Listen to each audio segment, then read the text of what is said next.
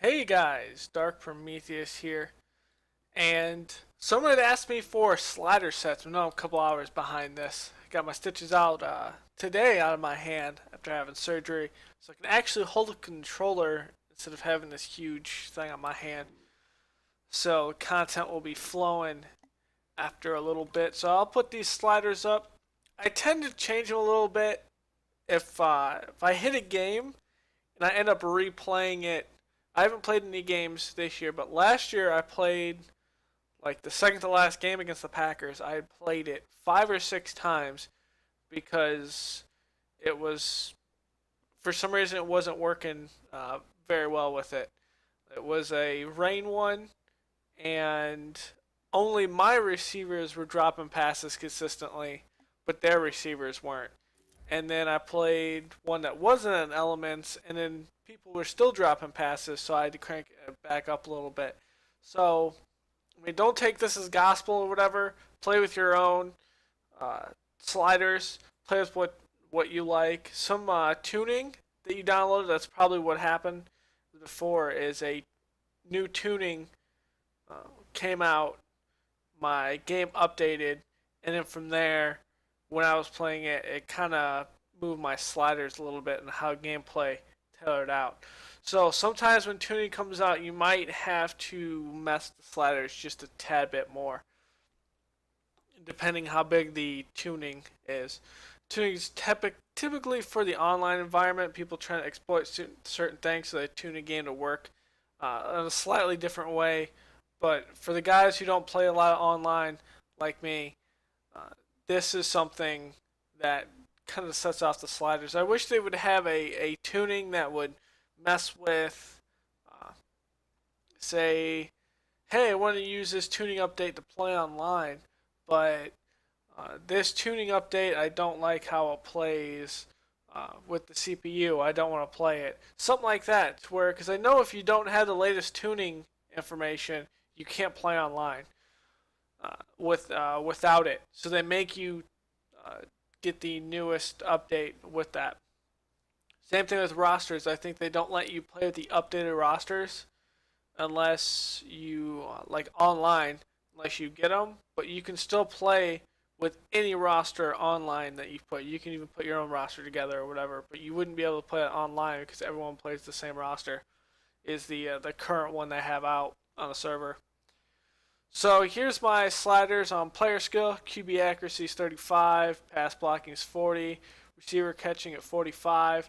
And mind you, these are all Madden settings. So just because they're not like where the settings are, there's like a range where it is. So like, believe it's 100 to 75 is like considered easy. Then 75 to 50 is like a. Uh, Actually, all hundreds is pro. And then, was it pro? Well, I think there's only 3 settings. But anything under a 50, a 50 and below is considered all Madden. So, at least an all Madden for that, but it goes with collectives. Like the old Maddens used to go with, you'd have like 3 or 4 things under a certain path. Uh, Say like your uh, run blocking. You would have like run blocking, tackling, pass defense, or here's a better one. You'd have a pass blocking, pass defense, pass coverage, both player skill and CPU skill in its own block. And if those were under 50, it considered that block like all Madden. It kind of doesn't do it as best with that. And all Madden setting basic is all 50, and some things just don't work very well. Like there's not a lot of fumbles for you in that. And mind you, like Forte has only had maybe 5 or 6 fumbles in 3 years, and I think probably not even that. And Cutler's had probably about 10 to 15. So 55 is still something I'm probably not happy with, but it'll be all right. Receiver catching at 45, run blocking at 45, fumbles at 55, pass defense reaction to 45, interceptions at 50, and that I still feel that's a lot for me. Pass coverage at 45 and tackling 40.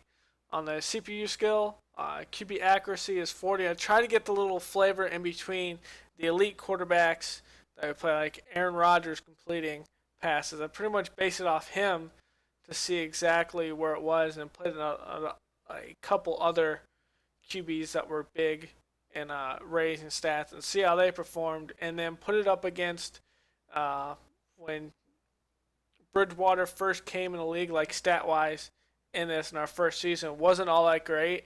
He was probably mid tier, but he wasn't the greatest in like deep passes, stuff like that, like any rookie in this game.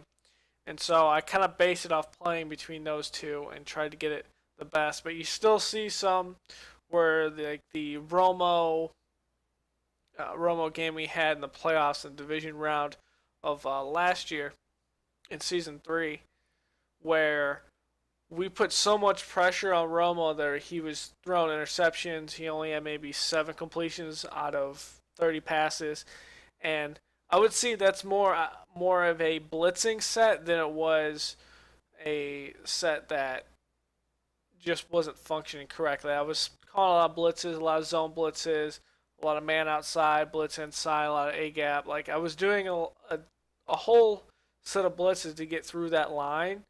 If I would have let him sit in that pocket, he would have probably shredded me. So the accuracy didn't really play a part into that because I'm forcing him to move around. So depending on how you play a lot, your quarterbacks, your elite quarterbacks, depending on how they can throw on the run. If you're blitzing them constantly, the QB accuracy is going to be less because he's throwing on the run. He's not throwing planted.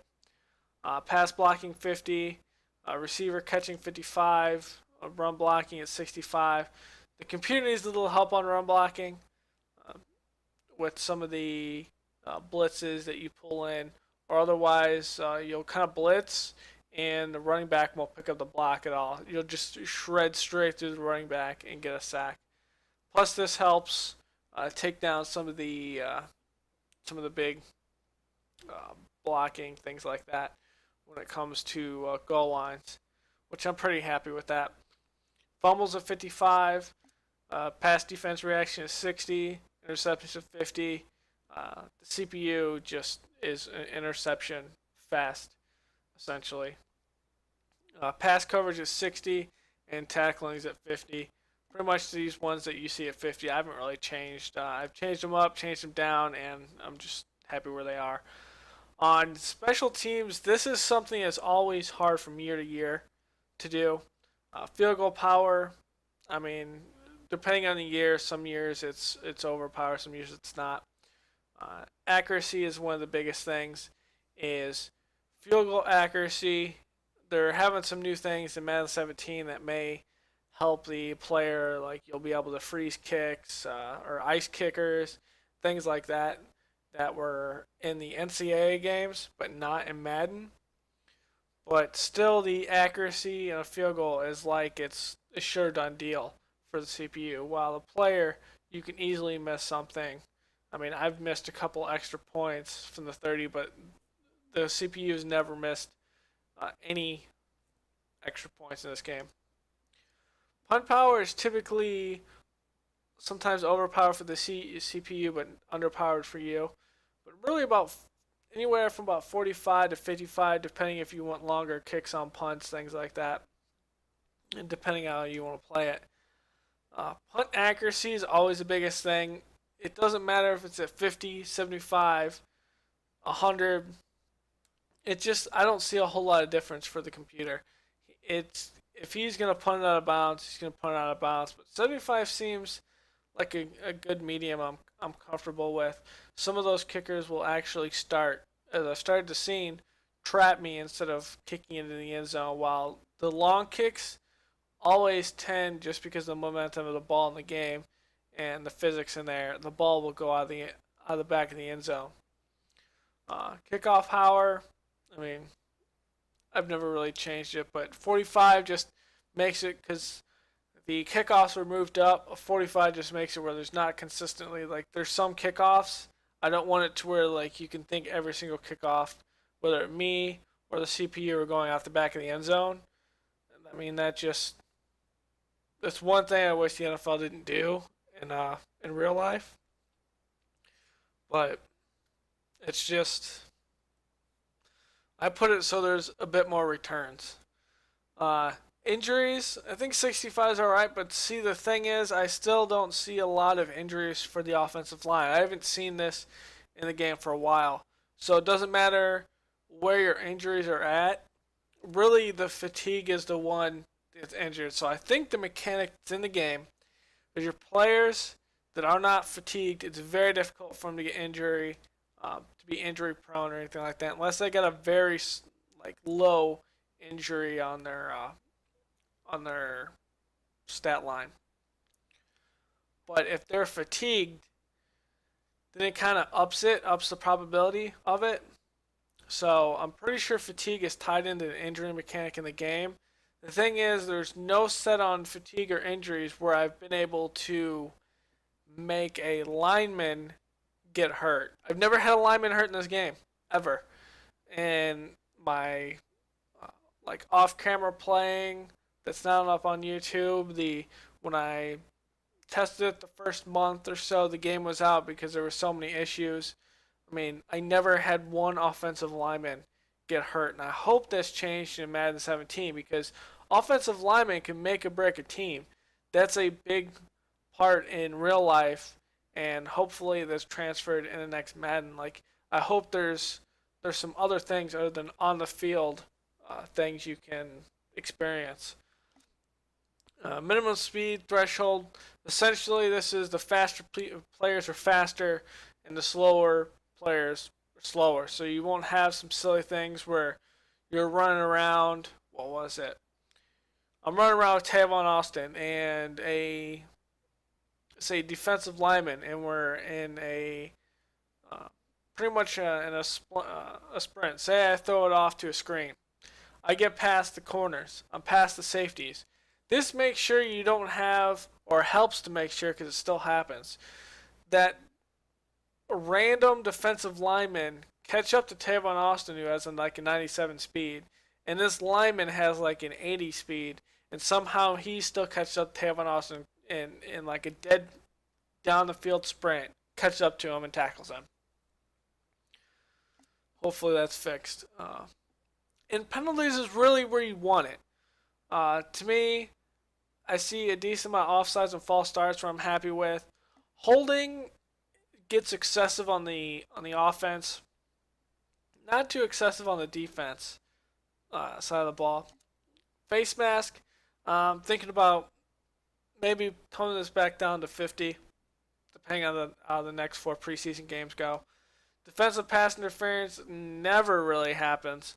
Offensive pass interference is, I mean, yeah. Kick catch, I've seen it a couple times, but not too often. Legal block in the back, I see that all the time. I'm fairly happy where it is now. Like, really all it happens is those case-to-case bases where it's like a play call or a penalty call where sometimes you're like, no, that's not it, or it's like, okay, yeah, that's really one. So there's a good, I believe there's a good medium, and it kind of let it flow from game to game, which is nice. Intentional grounding, really, it's on. I've only seen it maybe once or twice in my own games, and I've only seen it once or twice on anything I've seen on YouTube.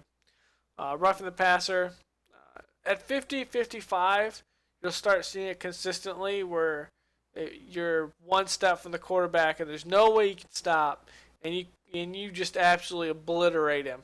It's going to be a penalty. So 45 kind of helps with it, where before that screen moves and you hit him, like how I play is he releases the ball and then you hit him, you're fine.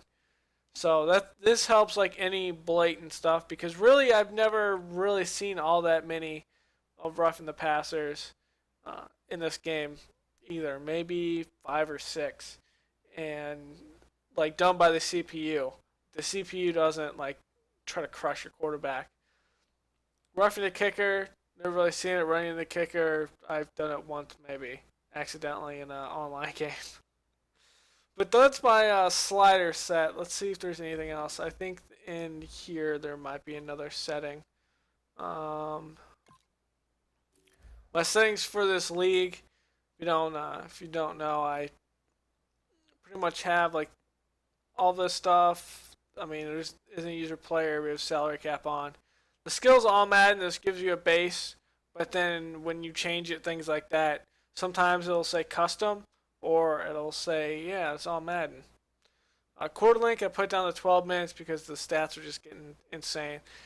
But the accelerated clock down to 14 helps you control like some of the timing. But even going at 15 minutes with the 14-second runoff, so you're running off about 30 seconds every down. Really didn't do much. I play with the game speed of fast, so the it's not the players that are fast, but the game is faster, so you don't have a lot more time to make the decisions, to throw the ball or to scramble or things like that. I mean, the game is running the same as if I would play it on slow. It's just the gameplay perception is fast. I think it is. Player progression. We have everyone doing it at the end of the season.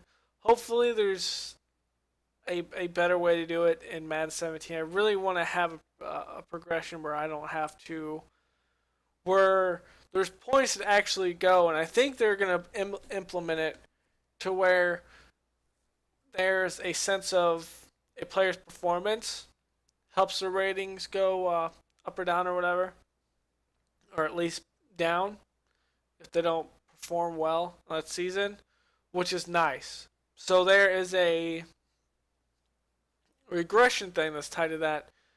But how it's determined in here is if you allow players to use their experience before they go to the end of the season, unless as the player you hold the points, there will be no one that changes their progression level. Like say we'll look at a player, but it's if they're a superstar progression or if they're a normal progression, like when they get experience points, there's no functionality in this one.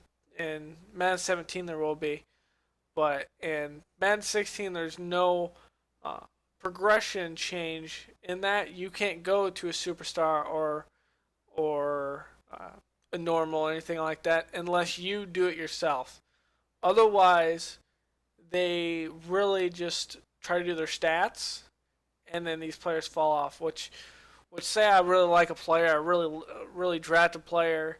He's good, but he's got no progression stat. I mean, he's slow, and then and he just absolutely wrecks it in the league that first year. Well, I have to save the points to change it. There's no mechanic that changes it by itself, which would be nice for next season. Coach firing, we leave it on in case we want to change our coach. Gameplay tuning,